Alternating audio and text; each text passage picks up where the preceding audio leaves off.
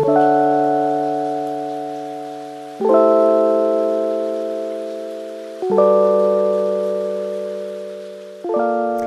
back to the Lost Artistry YouTube channel. My name is Caitlin, and today I'm bringing an M curl set to life. I'm working on our girl Tate. You guys have probably seen her on our YouTube videos. She works here at the office, and she's letting me do some birthday lashes on her in, like I said, all M curl. M curl is such a unique curl and is so edgy, and she's gonna rock them so well. So lash-wise today, I'm working with all Lost Artistry lash products. I'm gonna be doing some 50% actually closed fan lashes, also known as wet lashes, and 50% handmade volume, working with all 0.07 diameter lashes. Lengthwise, you can see my map here. I'm gonna put a detailed map at the end of this video too, so you can actually screenshot, so make sure you stay till the end, check out the after photos and all that good stuff. But I'm working with lengths 8 to 12 in a swirl mapping. So my tools of choice are my Sunset Ultra Lost Artistry, of course, Sunset Ultra Isolation tweezers, and I'm working with our Slim Boot volume tweezer, which is my favorite for virtually every lash service that has something to do with volume. So check out her eye shape here. She has such a nice eye shape. She doesn't have a huge dip on the outer corners at all, so she's a really ideal candidate. I'm sure we've all done lash sets from time to time where we do, say, a cat eye mapping, and then when it's done, your client opens up and you're like, what? This doesn't look anything like what I had in mind, and that really comes down to eye shape. But if we had, say, a flat canvas, much like we do when the eyes are closed, then we get the real shape. So that's why I'm not worrying about doing anything too crazy lengthwise. There's no correction to do, nothing like that. So we're really lucky in the eye shape department.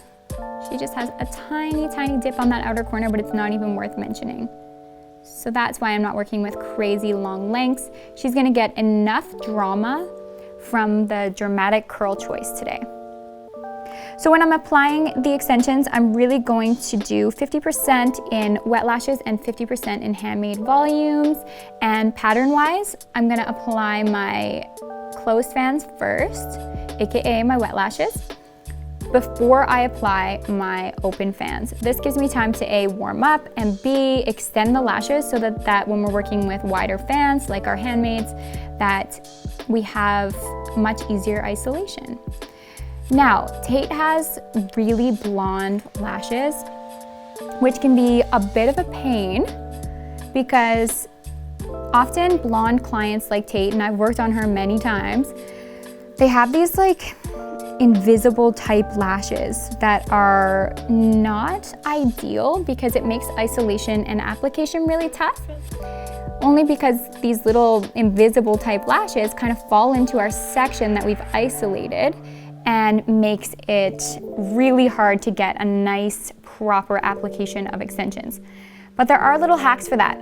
So what I'm doing right now is I'm gonna do the top layer first, and you'll see what I do, my technique for this. And then I'm gonna take an iPad, and I'm gonna split off the layers, and I'm gonna do the top layer first, and then the bottom layer. Now, this is also a fun technique for just getting through a lash set, because I mean, some clients have an abundance of natural lashes, and it's really, really, really hard to get through 100% of the lashes. It would just be, honestly, a little bit unrealistic for us as the artist to even try, you know? So today, Tate is one of those clients, which is funny because she actually never used to be. And then she started using Lash Gains. If you guys haven't heard of it, it's Lost Artistry's lash growth serum, and it is insane. So she's been using it only like once a day, which is crazy because you get optimal results at 6 weeks and if you use it twice a day. And her lashes are like, it's like double. They're thicker, they're longer, they're easier to isolate because they're thicker and longer, and she has more lashes, which is wild. But lash growth serums are really great, especially if you have super blonde clients or clients with a low lash count or really weak natural lashes, or those who need maybe a lash break and just don't want to take one. Glue-wise today, I'm working with our sensitized glue.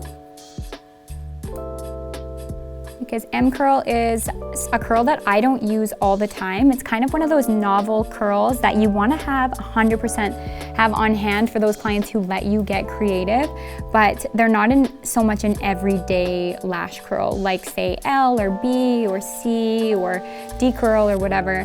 So when I'm working with curls that I don't work with all the time, I find I need a little bit more time for wiggle room. So I wouldn't want to use a really fast cure time glue such as say our Lost Artistry Quickie Glue. It's nice to have multiple on hand because sometimes I'm faster and sometimes I'm slower like I am today, working with a curl that I don't often work with. I also find when I'm working with new curls, I have to look from the side or I'm just so lost because it takes new angles, new techniques. I would say I'm applying maybe every second or third lash right now on the top layer with a closed fan. About 0.5 millimeters away from that lash line, which depending on the angle that you're looking from is really super close, but just without touching. That's gonna give the nicest grow out. You'll notice on the side of me that I have this weird blue bottle opened. That's actually called Freshie. And Freshie is such a unique and awesome product. It's a gelatin that absorbs, or I guess absorbs is the right word, but it sucks the glue fumes out of the air, away from your client if they're sensitive, but also for you as the artist, preventing you from having to breathe in the glue fumes all day. And you literally just open it up, lay it on the side of you, and just close it up when you're done. I find it especially important to use if you are someone who likes a glue ring because, I mean, you're working near your client's eyes and the glue is quite close, so if you can lessen those fumes, it definitely helps. I started this service off using a lash cleanser and primer as well. I chose Lash Bath and then I primed with Bond-Aid. I find that anytime that I've ever skipped those two steps, that my glue just doesn't act nearly as magnetic. And my services take way longer. So it's really nice. If you're not cleansing and priming before service, you should 100% give it a try. You won't regret it. You're gonna be reaching out in the comments saying something like, oh my God, you changed my lash game. I had no idea that that was a thing when I started lashing, and then when I found it out, I was like, oh my, how have I possibly been lashing for this long without doing that? How you feeling, Tate? Good, real good. It's always a nice idea to ask your client how they're feeling all the time, and sometimes the pad can kind of slip in a little bit too close to the client's lash line, can even touch their eye, which can cause something called a scraped sclera, which hurts so bad. But it's a good idea to just always just take a second and ask them how they're feeling, let them know that no pain is necessary. They don't have to feel any discomfort. So if they do, then just to let you know, and it'll take just a second to fix. It's also a nice idea to just always keep looking to make sure the pads aren't too close to your client.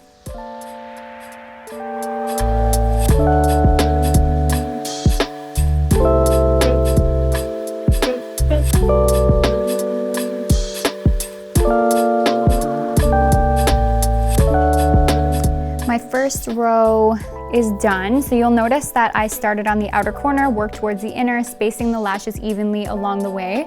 This gave time for the glue to cure before moving on to my next lash, and avoids stickies. Also creates balance. So now I'm not finished that top layer, I'm gonna do that again, following my map. Now when I'm placing them, I'm going in between where I had placed my other lash. Nice thing about this technique too is, say you ran out of time. Well, if you ran out of time and you were only, say, 50% done, or an emergency came up, whatever, then the lash set will still look balanced and complete. Instead of, say, doing one eye at a time, then your client runs out of here and they look like glam on one eye and there's only, you know, the inner corner done on the other eye. That'd be so awkward. Okay, see you later. So we want to make sure that the eyes are as balanced as possible. And this is a great technique for that. is spacing. Another nice trick, which goes with the pad technique that I'm going to show you in just a few minutes, is you can lash the top layer and the bottom layer first, then move on to the middle layer. That is a great hack too, because I mean, the client sees their lashes with their eyes open, and the shape really comes from the lengths on the top layer. So if you do the top and bottom layer, then it looks wonderful. Actually, I'm gonna pull up a little image that I made, a little diagram of the difference between lashing the same number of natural lashes, but on different layers. So on one side, you can see that, you know, we'll say 50% of the lashes are covered on both. But on one of the sides, you can see that just the top and bottom layer were lashed, and that one looks much cleaner, right? And then you look at the other side, and although the same number of lashes are applied, there's some in the middle layer, there's some on the top, there's some on the bottom, and the set just looks kind of messy. So if we go into the set and are strategic with how we're placing our extensions, it really makes a world of difference. Also, those inner corners are very important.